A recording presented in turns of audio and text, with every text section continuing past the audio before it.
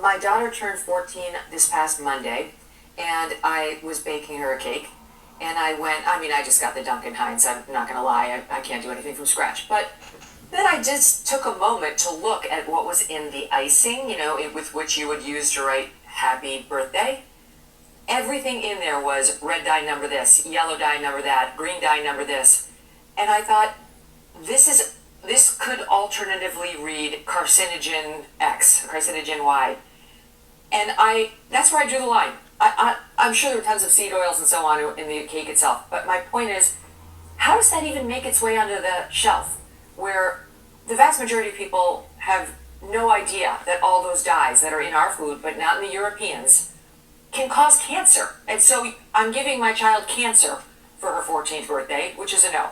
What I don't understand is if there's enough preliminary data to suggest that there may be carcinogenic effects or genomic disruption or associations with attention deficit disorder, or a whole plethora of families that are saying, hey, once we started eliminating these petrochemical food colorings from the food of my child, their behavior improved. When you have enough of that, it's not, look, they're not giant randomized control studies over 10 years for each food dye. We're not going to get that. But when you have enough preliminary data to suggest these petrochemical food dyes are concerning, who then would conclude, you know what, let's just risk it. It's fine. We'll wing it. We'll be, the kids will maybe fine with, why do that? Right. When we have all of these chronic diseases increasing right in front of our eyes that were rare a generation ago. 1 in 22 boys in I wonder why they were rare. Autism.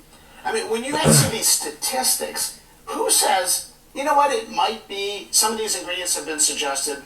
Europe doesn't have them. They don't need them. The food prices are not higher because they use beet juice, carrot juice, and watermelon juice. I know you had Vani Hari on.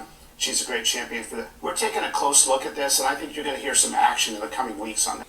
So this is a bigger and deeper issue I'm seeing because, of course, food dye make the food look presentable. People like things that looks good. Yeah, it's pretty, and children like to see pretty things. So realistically here, whose fault is it to allow their kids to have these things, right?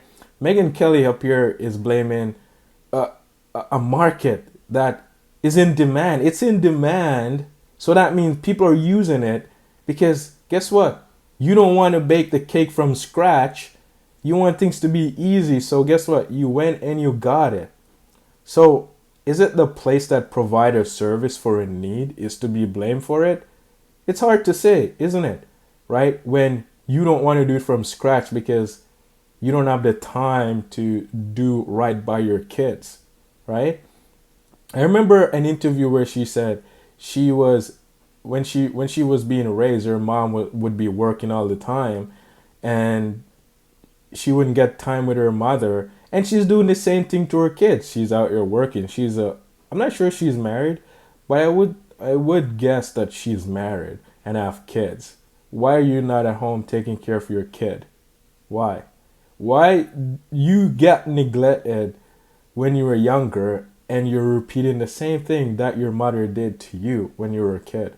And it's the same thing your girls or son is going to grow up to do. They're going to grow up and marry an independent woman, an intellectual woman that's going to control them and manipulate them. And your daughter is going to grow up and marry a weak man that can't lead her. And the cycle is just going to repeat itself. So it's just interesting to see her come up here, make all of this great statement that people are going to be like, yeah. When really, the mothers that are not at home taking care of their kids and giving them the proper food and the proper nutrients for these kids to develop properly and to avoid all of this cancerous situation that we're seeing is not doing their job. Instead of taking responsibility, they're going to go outside of themselves and blame someone else. And that's when you can tell someone is evil. When someone doesn't take responsibility for what's happening to them or how they're feeling, they're not looking inward or looking around them to see that they need to fix this. They blame an outsourced thing. They're evil. because they don't want to take responsibility, right? And the mothers create a demand for these things. So it's just interesting to see, man. But let me know what you guys think.